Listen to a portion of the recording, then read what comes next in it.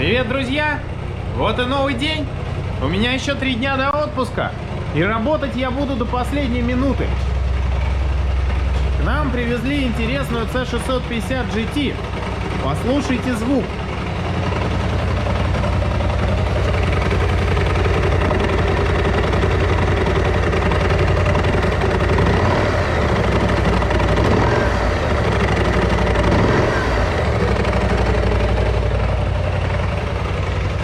Я не знаю, как это передает камера, но звук очень громкий. И он не похож на стандартный вот этот вот звучок шумный, с которым они обычно работают. Надо разобраться, что это, потому что мопед свежекупленный. И можно было бы предположить, что ГРМ может издавать такие звуки, потому что натяжитель у них изначально проблемный. Но натяжитель ГРМ там уже менялся по отзывной. И он стоит там гидравлический, соответственно, таких проблем, ну, как бы, по общей статистике быть не должно. Надо разобраться, может, это правда вариаторный звук. Мы, скорее всего, снимем с него варик, без варика его заведем, послушаем. Если, соответственно, в двигателе посторонних звуков нету, то, значит, хорошо, будем смотреть варик, будем смотреть дальше. Вот, но что-то звук мне совсем не нравится. Но если бы это было колено, то, скорее всего, при наборе оборотов звук бы становился громче. В общем, интересная ситуация. Мопед дилерский, неизвестный, пробег у него 40. Причем он первого года, там 12-го, по-моему. В общем, довольно-таки старый. Я вообще люблю дилерские мопеды и не очень люблю японские, именно в плане BMW. Но, естественно, дилерские мопеды надо тоже уметь выбирать. Большинство покупает их очень спонтанно, а потом жалуется, что в России все плохое. В общем, разберемся, расскажу. Для понимания мы решили поскорее продиагностировать цешку, если вдруг искать какие-то запчасти. Ну, есть как положительные моменты, так и отрицательные. Вот такие вот чистенькие часто бывают дилерские мопеды. Японским и не снилось такое обычно. Тут у нас сильно раздолбаны валы, никто тут ничего не смазывал. Ремень явно мертвый, видно невооруженным глазом, даже без снятия, сильные трещины. Вот у нас здесь пробег 40 тысяч, и вот эти вот шайбы никто никогда не менял, они идут с гайками. И как бы вообще они по-хорошему рассчитаны на один раз и замена. Ну, хрен с ним, второй раз можно закрутить, но потом срезает вот эти вот части и больше их не используешь. Тут вот выглядит это все вот так. То есть уже видно прямо на входе наплевательское отношение. То есть народ даже не заморачивался. А вот тут вот у нас грязи очень много. Я всегда заднюю гайку откручиваю приспособой воротком. Здесь момент около 100 ньютонов. Я каждый раз смотрю в мануале, чтобы не путать, потому что не держу в голове. Короче, вот таким вот воротком полуметровым я открутить это не смог. Мне пришлось брать вот такой вот здоровенный. Тут явно было затянуто не 100 ньютонов. Сейчас мы это дело вскроем. Ну вот однозначно уже гайки под замену с шайбами. Вот. Что-то мне кажется, что варик тут мертвый. Что-то тут и не снимается нифига.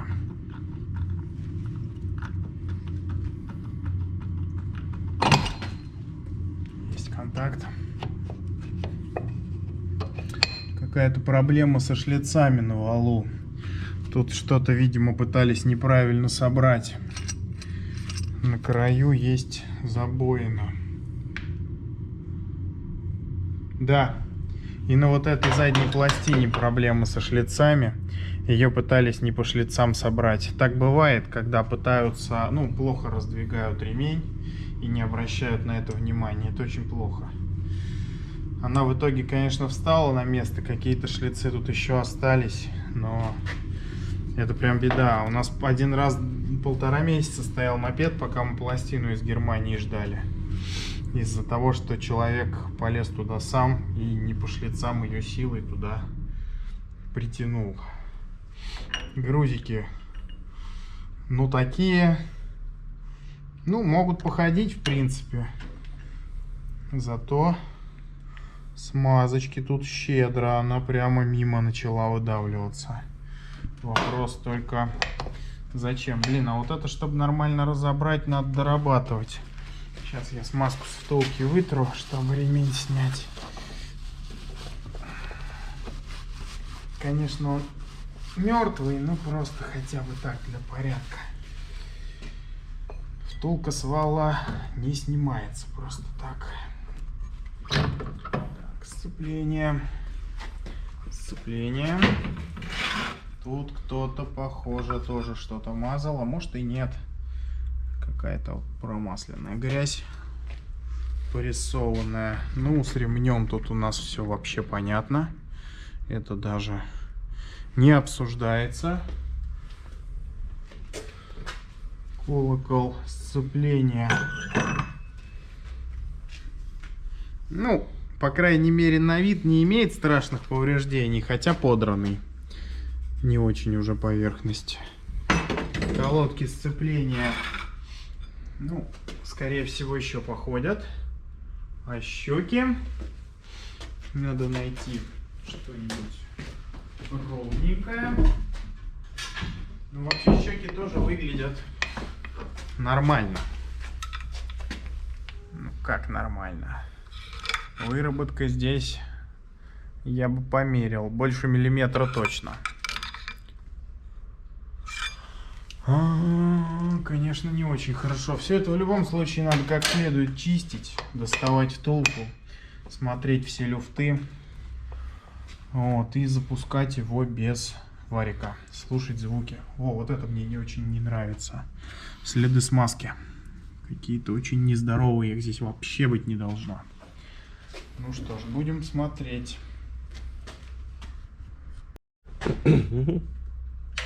Тормоз.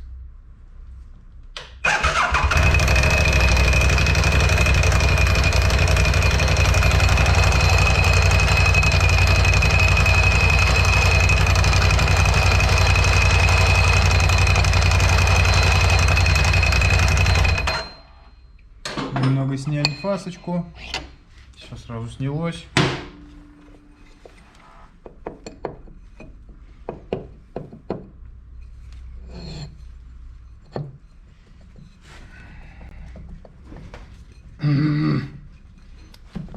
Блин, я бы, конечно, руки поотрывал за такую сборку.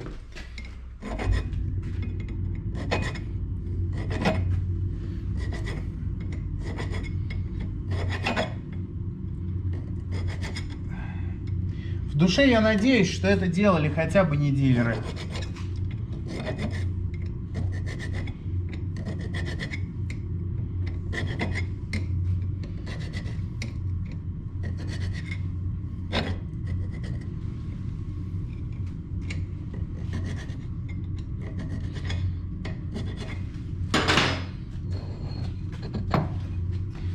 Так, ну что, у нас здесь как минимум есть явная течь сальника.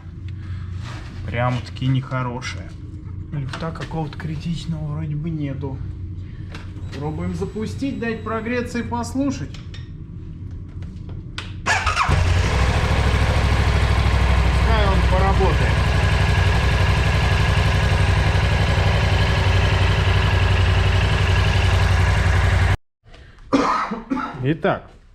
Итак, из текущих проблем у нас течет сальник, звук пропал, это очень хорошая новость, с двигателем проблем, по всей видимости, нету, но проблема в трансмиссии. Во-первых, до конца из-за вот этой выработки звук уже не пропадет, но станет гораздо тише. Основная проблема, которая есть, вот мне все время про проточку щек говорят, я вот не знаю, будет ли это видно на камеру, это люфт вот этой вот втулки в корпусе варика, уже достаточно приличный. Вот он основной стук и дает. Вот. Ну, еще, возможно, выработка на вот этих направляющих, хотя слайдеры, ну, в достаточно приемлемом состоянии. Вот. Втулку тут, конечно, мазали. Сама втулка, кстати, судя по целости шлифованной поверхности, скорее всего, значительного износа не имеет. Износ он, как правило, в самом варике. То есть здесь, по большому счету, как минимум, нужно менять передние щеки, естественно, парой. Они далеко не новые по износу. Вот. То есть здесь-то с износом все нормально, он есть. Тоже примерно как на задних, чуть больше миллиметра. Я бы уже и о замене задних щек подумал, но передние основное. Ну и ремень страшный. Плюсом я бы, конечно, доктор Пули сюда поставил. Ну, на худой конец, конечно, можно и такие оставить грузы. Плюсом тут у нас раздолбанные подшипники. Никто никогда не смазывал тут ничем, скорее всего. Если вообще их меняли. Ну, может и меняли. Но внутреннюю обойму надо мазать. И на внутренней обойме набито, чтобы хоть как-то уменьшить люфт валов в подшипниках. Надо, соответственно, стараться ставить подшипники новые. В нашем случае особенно.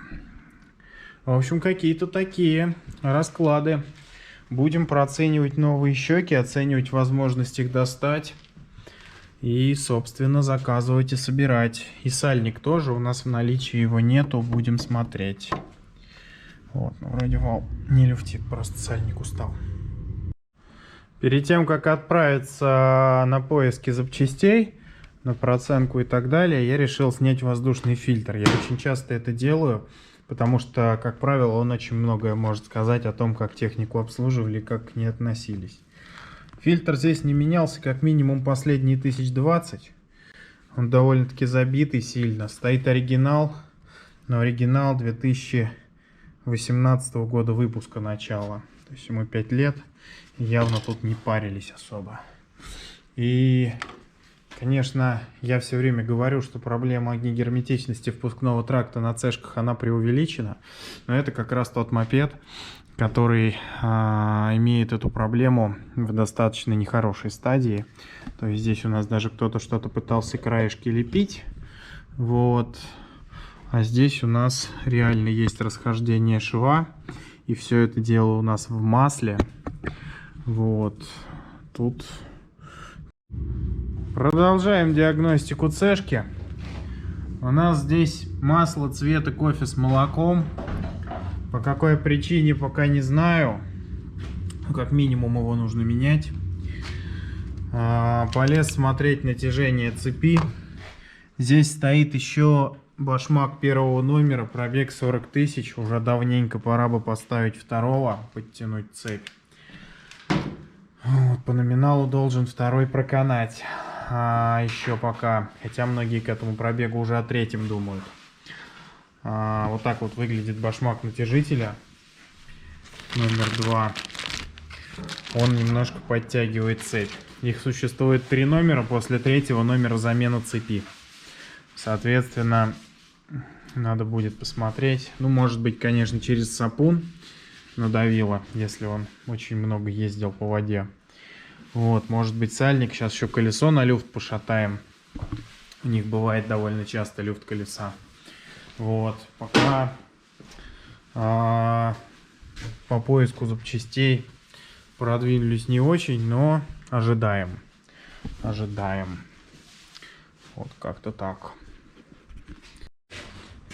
Итак, друзья, сегодняшний день короткий, но очень результативный. Механик у нас заболел. Поэтому мопед мы отложили серый с подшипниками. Проблемка с ним в том, что у него не работает АБС. Я попробовал, прокатился, не работает. Иногда после зимы надо разогнаться до большей скорости, чем там 10 км в час условно. Или сколько там у него, 8 положено, если не ошибаюсь.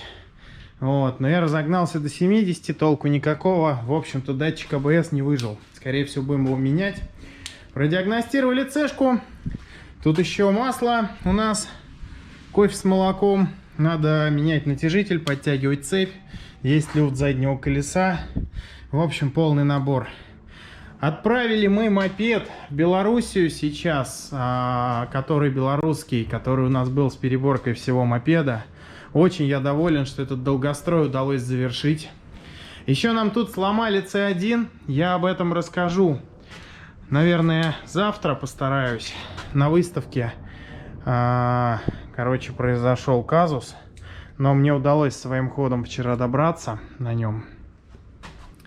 Вот, а сейчас мы срочно едем отправлять 7 посылок, среди которых вариатор, собранный в город, забыл. Короче, куда-то в Карачаево-Черкесию. Вот, собственно, в Черкесск, да. Товарищ поправляет. Вот. Позвонил мне человек, говорит, нашел какого-то мастера, гарантии дать не может, ничего не понимает. Вот, шестеренки мертвые, картер мертвый. Вот посылочка. Поедет она счастливому обладателю. Решили, что он приобретет у нас коробку, поставит ее, будет спокойно кататься, а потом как-нибудь либо приедет, либо пришлет свою старую, и мы ему за какие-то годные остатки либо сделаем скидку, либо соберем ему запасной вариатор. В принципе, прекрасная практика. Вот, так что всем пока на сегодня. У меня еще сегодня учеба и куча дел. Перед отпуском прям беда. Напоминаю, 6 числа я улетаю. Вернусь примерно 25-го.